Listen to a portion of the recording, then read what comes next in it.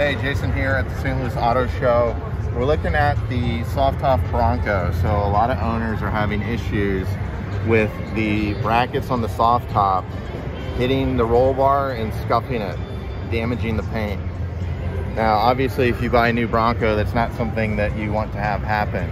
You can see here we've installed our PPF kit for the roll bar. We did it after it had gotten some damage, so you can see here that the paint has come off. That's gonna rust eventually, if not for the PPF. But obviously the PPF isn't to stop rust, it's to stop the damage itself. So if you come over to the other side of the vehicle,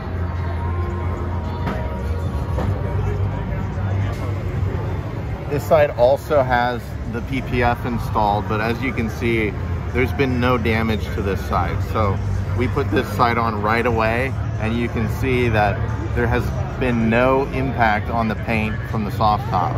Now obviously you can put up the soft top without doing the damage if you can do it straight, but if you're doing it as one person, it's very easy to hit your roll bar and do some damage. So that's why we made this product, to kind of band-aid that a little bit. Obviously Ford needs to figure out a better solution to stop the damage, but we can prevent it from damaging your paint and costing you money in the meantime with this product.